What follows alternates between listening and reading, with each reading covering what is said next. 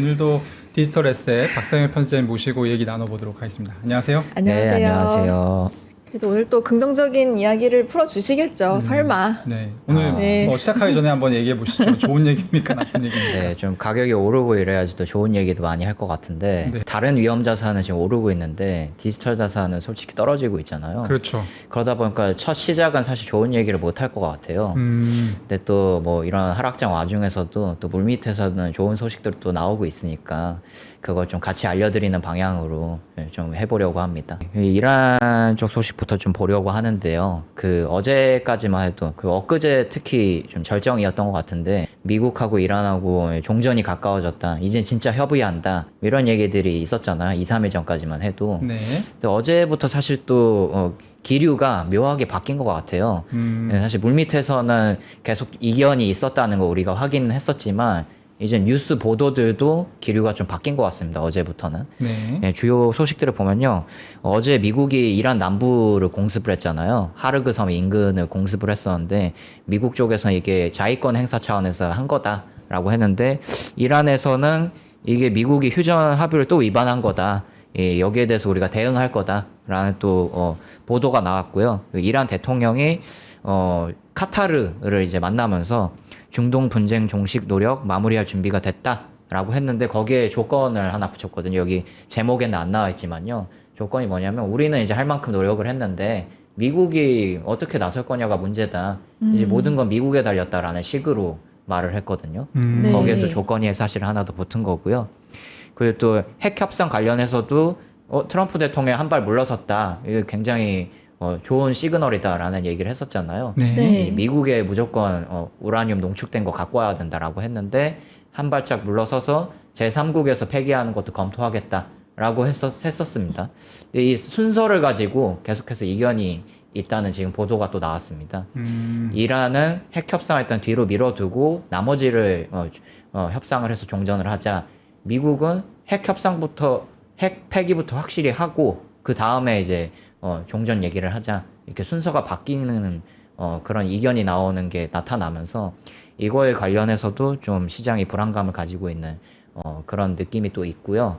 그리고 또 여기에는 제가 얘기를 안 했지만 또 어제 뉴스가 나온 게 이란 쪽에서 호르무즈 해협 관련해서 통행 컨트롤을 계속하고 있다. 그런 보도가 네. 나왔습니다. 어제도 이란 쪽에서 유조선 하루 동안 25척 보내줬다라고 얘기를 했고요. 이게 종전이 만약에 진짜로 화해 무드가 조성이 됐으면은 이런 통행 컨트롤하고 미국 쪽에서 바라지 않는 거 자제할 거거든요. 근데 계속해서 이란이 통제를 하고 있다. 호르무즈 해협을. 그럼 이거 또 협상이 어떻게 될지 모르는 거 아니야? 이런 또 분위기가 있는 것 같고요. 이 미국 쪽에서도 어제는 묘하게 트럼프 대통령이 이란 관련한 특별한 얘기를 안 했습니다. 네. 그 와중에서 하나 얘기가 나온 게 뉴스 보도입니다. 트럼프 대통령이 얘기한 건 아니고 이 내각회의가 현지 시각으로 수요일 있다라고 또 얘기를 했거든요. 네. 그래서 그 내각회의에서 또 뉴스 보도가 기류가 바뀐 게 며칠 전까지만 해도 미국하고 이란하고 화해할 거다, 종전이 가까워졌다 이렇게 다 그런 톤으로 보도를 했었는데 지금 이 내각회의 하면서 뉴스 보도가 나온 건 뭐냐면은 이 내각회의가 굉장히 중요하다라고 하면서 다시 전쟁으로 갈 거냐 종전으로 진짜로 갈 거냐 이 기로에 놓인 회의다라고 또 그런 톤으로 보도를 했거든요. 그러면서 또 종전이 100%가 아닐 수 있다라는 또 그런 불안감이 함께 조성되고 있는 것 같습니다. 네. 이 몇 번을 번복을 할 건지가 지금 좀 신기한 것 같아요. 이렇게까지 좀 불확실성을 이야기하는 전쟁이 그동안 있었나 싶기도 하고. 그 예전에는 전쟁 하냐 마냐가 좀 시장을 두렵겠다 그러면 요번에는 특히나 더 이 불확실성 때문에 다들 힘들어 하시는 것 같아요. 이게 좀 저도 많이 지치고요. 근데 다만 이제 최근 나오는 뉴스들을 조금 저도 사실 이제 한 두세 달 정도 뉴스를 보다 보니까 네. 이제 좀 보이는 게 있거든요. 예. 그래서 제 의견을 잠깐 얘기를 해보면 어제 나왔던 중요한 뉴스 중에 하나가 그 이제 이란에서 호르무즈 해협을 빠져나왔었던 이제 그 갇혀 있었던 유조선들 중에 한 3척 정도를 네. 미국이 에스코트를 했어요. 에스코트를. 네, 근데 이게 잘못하면 굉장히 조금 민감할 수 있는 부분이거든요. 왜냐하면 이란은 지금도 호르무즈를 놓지 않고 싶어해요. 네. 아까 편집장님도 설명하셨다시피 25척을 어제 통과를 시켰잖아요. 네. 그러니까 이 친구들은 이걸 계속 가져가려고 하는 그 마음이 있고 에스코트를 하니까 바로 나왔던 얘기가 이제 과거에 이제 자유의 항행이라고 하는 프로젝트가 있지 않았습니까? 네. 미국 구축함이 호르무즈를 진입해서 강제로 다 데리고 나온다. 네. 이런 얘기가 바로 나왔어요. 이제 개입하는 거냐라고 했는데 네. 이제 센트콤 미국 중부사령부에서 바로 그런 거 아니다. 부인을 했습니다. 일단 요 세 척만 일단 하는 것이다. 그러니까 이거는 그 좀 애매한 표현을 썼어요. 그러니까 이 데리고 나온 게 아니라 우리가 그냥 가이드하는 거다. 호송도 아니다. 약간 이런 식으로 대답을 했고요. 네. 이게 그럼 뭘 의미하는 거냐? 미국은 사실 지금 분위기를 깨는 게 굉장히 조심스럽습니다. 그래서 이제 어제도 제가 설명드렸지만 트럼프가 입장을 접었다. 핵 관련해서 먼저 핵이 돼야 된다라고 얘기했었는데 여러 가지 옵션을 추가로 줬잖아요. 그래서 네. 이런 부분들 보면 지금 미국이 조금 수세에 몰려 있는 상황이다라고 보면 될 것 같고 네. 사실 이제 보도가 많이 안 됐습니다만 어제 나왔던 또 중요한 뉴스가 이 이란이 낸 건 조건이 있어요. 지금 이제 동결되어 있는 자산 중에 절반을 현금을 바로 줘라. 바로 줘라. 네, 바로 네. 줘라. 그러니까 이게 지금 미국을 많이 상대해 봤잖아요. 네. 그러니까 호르무즈가 열리면 바로 군함이 호르무즈 안으로 진입을 할 거고 그 다음부터는 닫기가 굉장히 어려워지거든요, 사실.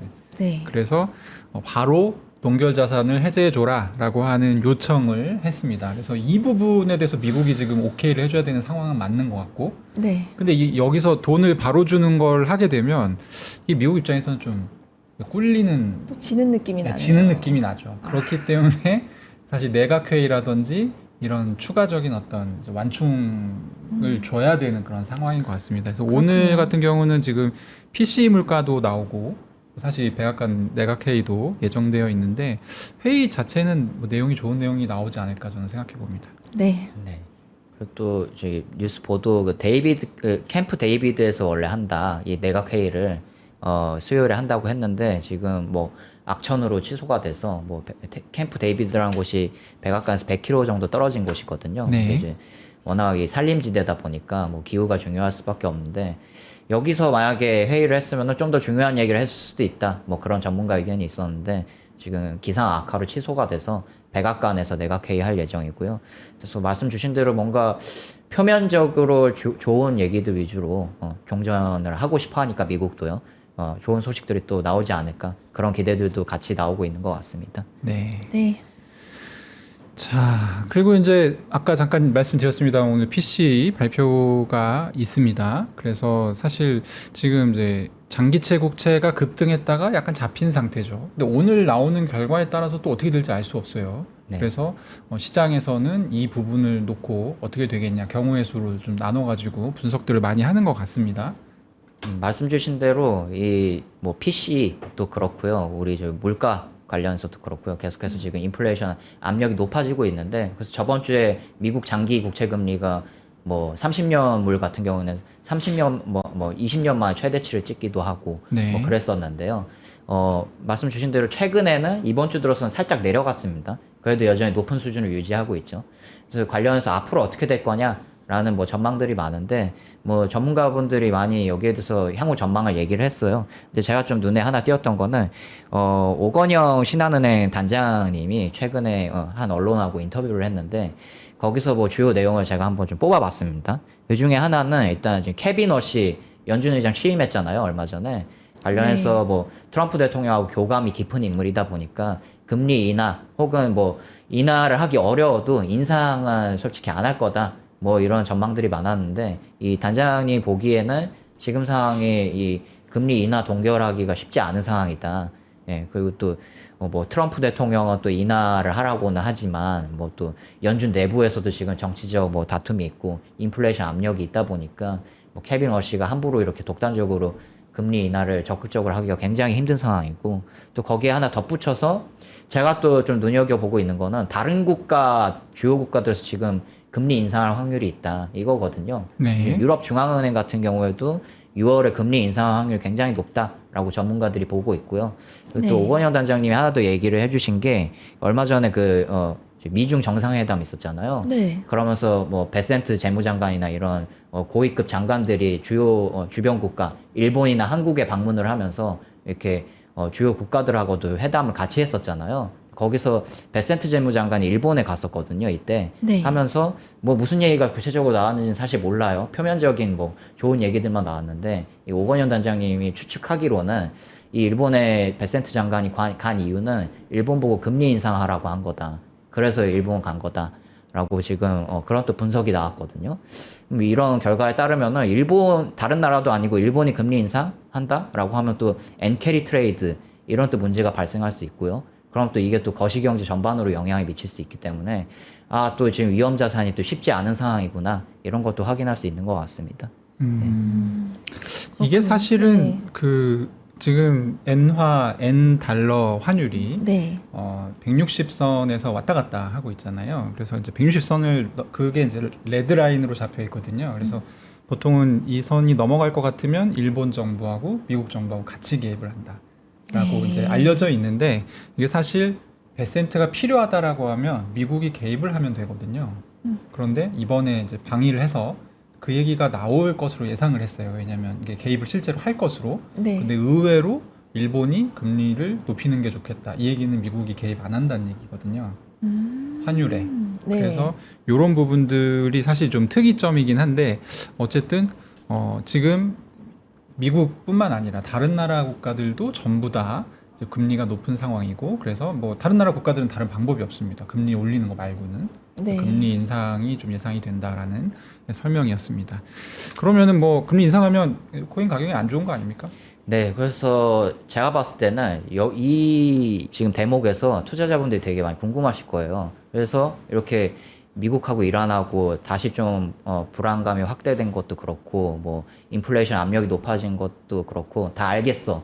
근데 왜 코스피하고 나스닥은 상승하는데 디지털 자산은 하락하는 거야? 이렇게 생각하실 것 같은데 당연히 네. 이건 이제 제 개인적인 생각인데 아주 제 개인적인 의견입니다. 제가 봤을 때는 지금 코스피도 그렇고 나스닥도 그렇고 AI 아니면 반도체거든요. 네. 둘 중 하나다. 이 두 개의 섹터는 지금 이 거시경제의 그런 불안감을 무시하고 지금 가고 있다. 저는 지금 그렇게 지금 생각이 되고 네. 실제로 나머지 주식들은 주식시장에서 지금 안 좋거든요. 예, 지금 이렇게 코스피하고 나스닥이 지수적으로는 상승하지만 네. 세부 섹터로 봤을 때는 반도체 아니면 AI 아니면은 지금 다 뭐 횡보하거나 하락하거나 지금 그러고 있다. 그래서 디지털 자산도 그런 부분이 같이 반영이 돼서 다른 대부분의 섹터들하고 같이 지금 하락하고 있는 걸로 보이고요. 이것도 지금 전문가들 일각에서는 이 반도체 AI 그 투심이 꺼지는 순간이 오면은 지금 이 거시경제에서 지금 불안감 확대 조성되고 있는 게 갑자기 또 반영될 수 있다. 또 이렇게 좀 얘기를 하고 있기 때문에 네. 당분간 또 좀 우리가 시장을 주의 깊게 관찰하면서 봐야 될 때가 아닌가 또 그렇게 생각이 됩니다. 약간 네. 화가 나신 건 아니죠? 이것도 웃으면서 할 건 네. 아닌 것 같아서 네. 사실 네. 그렇습니다. 알겠습니다. 뭐 이제 저는 약간 화가 납니다. 어떤 부분이 가장 왜- 화가 나시나요? 그러니까 이제 뭐 누구라도 이익을 보는 거는 이제 좋은 일인데 저는 이게 나중에 만약에 이제 AI 섹터가 무너질 때 코인 가격이 또 내려갈까봐 네 오르지는 못하고 또 내려갈까봐 그것이 약간 우려가 됩니다. 근데 또 내려가는 경우는 또 어떤 게 있을까요? 그러니까 왜 어쨌든 AI가 잘 안 되고 이러면 또 돈이 다른 곳으로 옮겨질 텐데 그럼 네. 코인 가격이 오를 수도 있는 건데 또 내려간다라고 판단하시는 거는 어떤 이유가 있을까요? 그러니까 지금 AI의 상승은 편집장의 취지는 그건 것 같아요. 그러니까 지금 다 같이 조정을 좀 받아야 되는 거다. 이게 거시경제의 흐름으로 볼 때는 네. 다 같이 지금 금리가 높고 이런 상황에서는 위험자산 조정을 받는 게 맞는데 AI에 작용하고 있는 내러티브가 너무 강하다 보니까 AI는 그걸 뚫고 올라가고 있는 상황인 거죠. 네. 그래서 이제 사실 이 반사 이익을 누리고 있기 때문에 코인 가격이 안 떨어지고 있는 거일 수도 있어요. 오히려 지금 안 떨어지고 있다고 네. 보시는 거군요. 네. 오히려 약간 그런 거라면 네. AI가 꺾이면 사실 모든 자산 가격이 다 같이 내려가게 꺾인다. 되죠. 네. 이해했습니다. 네. 슬픈 소식이었네요. 저희끼리 그냥 네. 이런 네, 그럴 수도 있다. 네, 그럴 수도 있다. 네, 뭐 약간 이런 신중해야 얘기입니다. 되는 거죠, 사실. 네. 네, 맞습니다. 어제 뭐 유난히 좀 찬물 찌끄리는 약간 뉴스가 많이 나왔던 것 같아요. 이거 지금 코인 투자자들이 유일하게 기대고 있는 거는 사실 클라리티 법안의 완전한 통과인데 이게 네. 또 안 좋은 소리가 나왔습니다. 네, 투자은행 TD 코어에서 또 한마디 거들었습니다. 네, 하지 마! 뭐라고 거들었나요? 뭐라고 하신 거죠? 좋은 쪽으로 좀 거들어야 되는데 네. 사실 좀 안 좋은 쪽으로 거들어서 투자자들 기대하고는 다른 방향으로 좀 답변을 한 것 같아요. 주요 내용을 보면요, 뭐 대부분의 뭐 부연 설명은 저희가 그동안 방송했던 거에서 다 나온 것 같은데 TD 코어엔에서 얘기하는 핵심 내용은 이 결국에는 윤리조항이다라는 겁니다. 그래서 거기다 이제 민주당이 지금 윤리조항 추가 안 하면은 우리는 이 법안 반대하겠다 하고 있잖아요. 네. 근데 거기서 TD 코어엔이 한마디 더 덧붙인 거는 그러면은 윤리조항 추가 안 하면은 상원 본회의에서 통과 안 될 텐데 공화당이 이걸 추가하겠어? 라고 했을 때 공화당이 트럼프 대통령을 겨냥하는 조항을 추가하겠냐는 거죠. TD 코어엔 생각은 안 할 거다. 그래서 봤을 때는 거기다가 또 지금 다른 법안들도 지금 쟁점이 되고 있죠. 클래리티 법안이 아니라 상원 본회의에서 산적한 법안도 너무 많고 하다 보니까 올해는 안 될 것 같고 내년에 다시 처음부터 시작해야 될 것 같다. 태초마을로 가서 다시 시작을 해서 태초마을로 네. 가나요? 그렇게 네. 되면은 2029년쯤은 돼야지 이 규칙 제정하지 않을까 그런 내용의 보고서입니다. 네. 근데 사실 뭐 공화당이 무조건 안 된다 이거보다도 이제 너무 한 사람을 겨냥하는 것은 아니지 않느냐라는 의견이니까 어찌됐든 절충안을 분명히 만들 수 있을 거라는 저는 생각은 드는데. 예. 저는 좀 화가 났습니다. 또 한 두 번째 화가. 화가 난 일이 많은데 네. 너무 분석이 납작해요. 그러니까 저 이슈 관련해서는 네. 사실 지난주에 이 한서희 변호사님 오셔가지고 저희가 굉장히 집요하게 물어봤거든요. 이 통과 어떻게 되냐. 맞아요. 근데 설명해 주시기로는 조건을 달고 할 것 같다. 그러니까 앞으로 맞아요. 벌어지는 일들에 대해서는 그렇게 하자. 대통령 뭐 할 거 없이. 근데 지난 일에 대해서를 소급하는 내용을 넣으면 그게 오히려 약간 이례적인 거 그쵸. 아닌가요? 그렇죠. 네. 그래서 그렇게 하면 뭐 넣는 것도 그렇게 큰 문제는 아니다. 물론 이제 트럼프 대통령 입장에서는 앞으로 이제 뭔가 하려고 했던 걸 못 하게 되니까 좀 짜증이 날 수 있겠습니다만, 네, 그 정도는 뭐 감수해줘야 되지 않을까. 네. 그리고 이제 뭐 immediate family 뭐 이런 단어들만 좀 절충이 돼도 저는 훨씬 나을 것 같거든요. 네. 그리고 대통령만이 아니라 조금 뭐 고위층은 좀 그런 것을 같이 조심하자라는 식으로 좀 절충이 되면은 분명히 받아들여질 여지가 있는 것 같은데. 네. 하지만 네. 저희 둘이 얘기하는 거는 아무런 영향력이 없기 때문에. 저희 말 좀 들어주세요, 여러분. TD 코엔 이렇게 미국의 얘기를 클래리티. 해서 네. 어제 플리마켓의 클라리티 네. 법안 통과 확률 좀 내려갔습니다. 한 10% 포인트 정도 네. 감소를 했고요. 요게 아마 비트코인 가격에도 좀 반영이 됐겠죠. 그렇게 네. 보는 게 저희가 이제 속이 좀 편할 것 같습니다. 네. 그렇군요. 또 네. 그 현지 전문가들 말에 따르면 제가 들은 바에 따르면 그 이제 상원 은행위원회 마크업 때도 거의 마크업 1분 전까지 계속해서 협의를 해서 통과된 건들이 있었다라고 했었거든요. 그 중에는 윤리조항에도 진전이 있었다는 얘기가 있었고요. 네. 그러다 보니까 또 우리가 또 막판까지 또 희망을 놓을 수는 없다. 또 그렇게 또 얘기하고 싶습니다. 네. 네. 네. 알겠습니다. 그리고 어제 나왔던 또 안 좋은 뉴스, 이게 이제 주마다 코인쉐어즈라고 하는 네. 영국의 디지털 자산 운용사로 제가 알고 있는데 네. 거기서 전 세계에 있었던 디지털 자산 관련 상품의 유출입을 조사를 싹 해서 이렇게 뿌립니다. 매주 하는 매주 건가요? 그 네. 월요일마다 저도 이제 받아봤는데 이번 주 결과 좀 쇼킹해요. 그죠? 네, 그 얘기를 아마 지금 전해 주실 것 같습니다. 네, 이 글로벌 가상자산 ETP 이거는 뭐 이제 현물, 선물 안 가리고 다 주요 국가들의 데이터를 뽑은 순 유출입액인데요. 이 지난주 집계 결과가 나왔습니다. 순 유출액이 14억 7천만 달러에 달한다라고 했고 이게 2026년 기준으로 세 번째로 큰 유출 규모다라는 설명까지 지금 코인쉐어스에서 덧붙였습니다. 네, 그러면서 지금 주요 금융권, 제도권에 있는 디지털 자산 상품들이 유출세가 굉장히 거세구나 이걸 하나 확인하실 수가 있고요. 그리고 우리가 항상 확인했던 게 있죠. 미국 비트코인 현물 ETF 이것도 굉장히 중요한 지표인데 이것도 지난주에 순 유출이 12억 6천만 달러에 달했다. 예, 그래서 이게 1월 29일 이후에 최대라서 거의 4달 만에 최대 순 유출을 기록을 했고요. 그런 면에서 우리가 항상 제도권 투자자들의 주요한 지표로 ETF, ETP 이런 것들을 봤는데 이 지난주에 너무 순유출이 거셌다. 이런 점에서 디지털 자산이 지금 하락하고 있는 거다. 이게 데이터적으로도 좀 나타나고 있는 것 같습니다. 네. 네. 이게 이제 보시면 아시겠지만 저 코인쉐어즈 주간 보고서가 뭐가 유용하냐면 알트코인 그 ETF, ETP의 이 유출입 동향을 한눈에 볼 수가 있습니다. 그래서 네. 사실 ETF 우리 미국 시장의 이 비트코인 현물 ETF, 뭐 이더리움 정도는 저희가 따로 봐도 그냥 바로바로 찾아볼 수가 있거든요. 근데 이 네. 알트코인 ETP를 이렇게 찾아보긴 좀 힘들어서 저는 이걸 많이 애용을 했는데 좀 흥미로운 거는 지금 비트코인 이더리움에서 돈이 빠졌고 일부 알트코인들은 또 돈이 들어왔어요.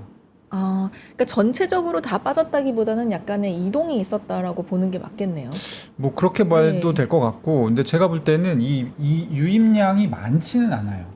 그래서 오히려 이건 해지용으로 지금 한 건가? 약간 이런 생각이 들 정도로 어쨌든 이런 이제 자료가 있으니까 관심 있는 분들은 찾아보시면 좋을 것 같습니다. 어쨌든 지난주에 엄청나게 많은 돈이 이 비트코인 현물 ETF에서 빠져나갔다는 거죠. 네. 네. 그러면은 우리는 또 이 ETF의 반대편에 있는 또 이 쌍두마차 있지 않습니까? DAT 기업의 이 어떤 자금 흐름을 좀 주목할 수밖에 없는데 뭐 관련해서 나온 자료가 있습니까? 네, 뭐 우리가 다 예상은 했었는데요. 마이크 세일러 의장이 직접 밝혔습니다. 지난주에는 비트코인 스트래티지가 매수하지 않았다라고 했고 그거 어디다 썼냐라고 했더니 전환사채 예상했던 대로 전환사채 매입하는 데 썼다라고 하면서 우리가 또 DAT 기업들을 굉장히 중요하게 봤던 게 이 하락장 중에서도 DAT 기업들이 이렇게 매수를 계속해서 해주고 있기 때문에 하락 방어가 되고 있는 거다라는 그런 얘기가 있었는데 지난주에서는 비트코인을 매입하지 않은 것으로 스트래티지가 나타나면서 이 또 디지털 자산이 하락한 게 아니냐 또 이런 반응도 또 나오고 있습니다. 네.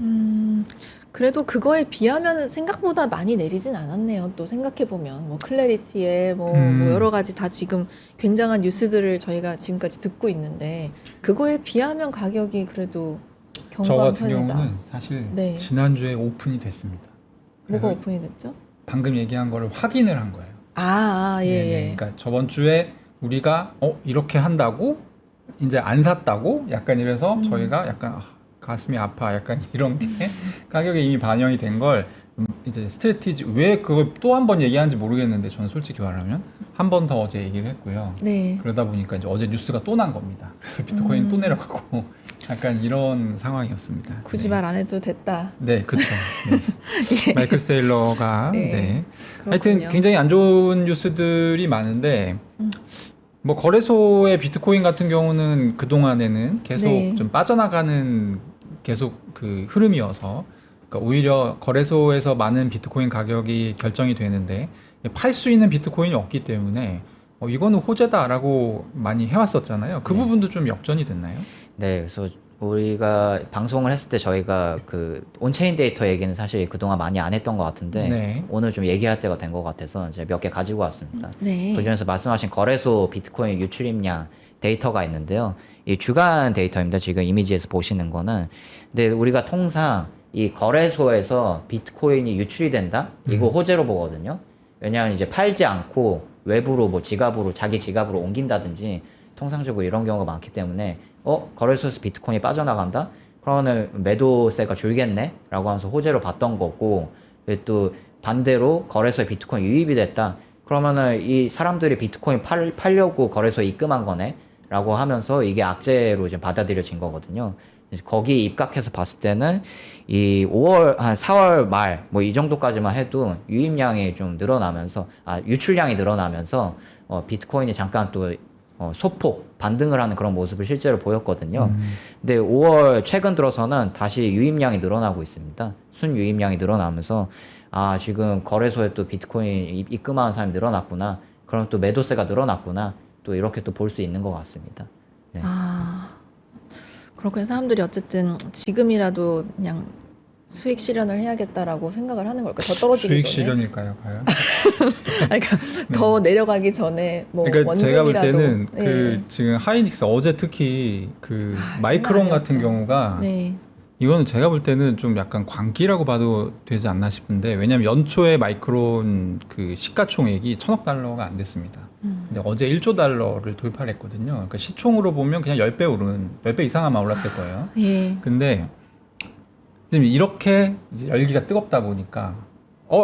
비트코인 왜 투자해? 약간 이런 좀 움직임들이 있는 것 같긴 합니다. 네. 아까도 소개해 주셨지만 지금 미국 비트코인 현물 ETF에서도 블랙록에서 그렇게 돈이 많이 빠지는 경우는 드물거든요. 예. 그래서 그 돈이 어디로 갔을까? 반도체 그쵸. 사러 가지 않았을까? 네. 반도체 AI 쪽으로 네, 갔을 그쪽으로 것이다. 갔을 것 같다라는 네. 생각이 좀 들었습니다. 네, 저희 그 다음 네, 실시간 댓글에도 계속 닉스 이야기가 굉장히 많아가지고 예, 하이닉스 거의 뭐 이야기가. 오늘 댓글 지분의 80% 이상이 하이닉스 얘기입니다 지금. 맞아. 그러다 보니까 말씀 주신 대로 지금이라도 손절하고 네. 이 수익을 본 게 아니라 비트코인이 사왔던 거 손절이라도 지금이라도 하고 반도체로 빨리 가자. 뭐 이런 개미 투자자분들도 있는 것 같습니다. 네. 네. 또 지금 가면 늦지 않았을까 이런 생각에 못 가는 분들도 있을 것 같고. 그렇죠. 저는 네, 좀 네. 개인적으로 그렇거든요. 네, 네. 네. 또 다양한 사람들이 또 있으실 것 같습니다. 맞습니다. 네. 네. 다음 이 온체인 데이터는 뭔가요? 예, 코인베이스 프리미엄 지표인데요. 이게 한마디로 말씀드리면은 이 코인베이스 미국 최대 거래소잖아요. 그래서 미국 개인 투자자 미국 개인 투자자든 기관 투자자든 이 매입세가 다른 나라 국가들의 거래소들보다 이렇게 거세졌을 때는 이렇게 초록색 양봉을 이제 나타내고요. 네. 이제 반대로 코인베이스 매입세가 줄었을 때는 다른 나라보다 줄었을 때는 이렇게 음봉을 나타내거든요. 근데 우리가 보통 미국 시장 중심으로 돌아가다 보니까 이 네. 코인베이스 프리미엄 지표가 양수일 때 보통 호재로 보거든요. 네. 근데 지금 이것도 이 음수를 계속해서 나타내면서 이 지표도 역시나 좋지가 않다. 미국 매입세가 지금 떨어지고 있구나. 또 그렇게 또 분석을 하고 있는 것 같습니다. 네. 아유, 네. 제가 지금까지 네. 아이고. 네. 이거 여담이라서 이건 재밌는 네. 정보니까. 네. 저기 네. 지금 빨간색, 파란색으로 구분돼 있잖아요. 코인베이스 프리미엄이. 이제 보통은 저게 이제 의미 있는 숫자가 최근에는 한 150달러 정도가 코인베이스 프리미엄이 마이너스가 되면, 이 얘기는 무슨 얘기냐면 바이낸스에서 네. 하는 것보다 한 개를 샀을 때 네. 150달러를 덜 주고 살 수 있다는 거예요. 그만큼 수요가 없다는 거죠. 네. 미국에서. 그렇게 되면 저게 좀 경향적으로 좀 압력을 줍니다. 시장 가격에. 내려가는 추세가 돼버려요. 그렇게 되면. 네. 근데 지금 아직 그 수준까지 내려오지는 않았고, 어쨌든 이제 올라갔다 내려갔다를 하고 있는데, 최근 들어서 하락하는 분위기 속에서 어쨌든 음수가 계속 유지가 되고 있다. 이 정도 얘기를 좀 드리면 좋을 것 같아요. 이게 얼마나 심각한 거예요? 라고 물어보더라고요. 그래서 이제 네. 왼쪽에 보면 있거든요. 0.05% 싼 겁니다. 이러면 이제 그게 뭐야? 무슨 의미가 있지? 약간 이런 질문 하시는 분들이 많아서 네. 가격으로 보면 한 100달러 정도 차이가 나는 거다. 그러면 그렇게. 지금 좀 전에 말씀하신 그 약간 최악의 상황으로 갈 확률이 어느 정도 될까요? 지금 현재로서는. 지금 코인베이스 프리미엄이 한 마이너스 122달러 정도가 됩니다. 그래서 이미 그렇군요. 영향권 안으로 들어왔다라고 그러네요. 보아도 될 것 같고요. 네. 여기서 이제 좀 더 낮아지게 되면 하방 압력을 좀 받게 됩니다. 그렇군요. 네. 네. 뭐 좋은 소식이 네. 빨리 나오면 오늘 좋겠는데 좋은 소식이 다음 것도 좀 그런가요? 네, 안 나오고 있네요. 네. 그래서 네. 제가 지금까지 너무 안 좋은 얘기만 네. 말씀드렸잖아요. 근데 이것도 이 안 좋은 데이터를 또 반대로 뒤집어 보면은 사실 좋은 면도 있습니다.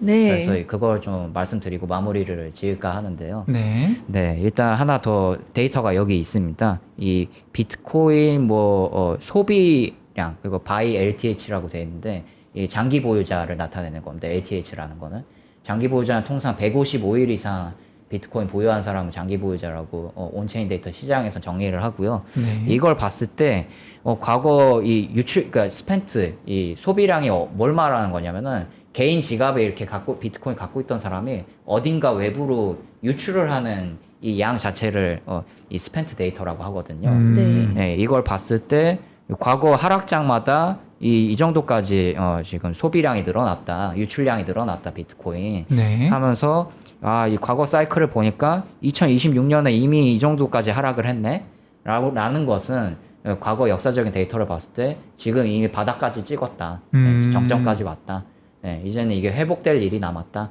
뭐 이런 또 분석도 나오고 있는 것 같고요. 더 이상 내려갈 곳은 없다. 여기가 네. 끝이다라는 분석이신 거죠. 그 안 좋은 데이터의 이면을 보면은 이미 바닥까지 왔다라고 보는 그런 분석도 지금 나오고 있는 거죠. 네. 예, 그런 와중에 또 체크메이트라는 글래스노드라는 유명한 온체인 데이터 분석 업체가 있는데 여기 전 수석 애널리스트 하셨던 분도 지금 너무 디지털 자산에는 지난 몇 달 동안 과매도가 너무 많았다. 데이터적으로 봤을 때 RSAI나 이런 걸 봤을 때 네. 그러면서 지금 이제 장기적으로는 좀 더 횡보할 것 같은데 이분 말로는 몇 달 뭐 더 횡보할 것 같지만 장기적으로 봤을 때는 더 이렇게 깊은 하락이 나오거나 이럴 가능성은 뭐 적은 것 같다. 뭐 이런 좀 분석도 나오고 있는 것 같습니다.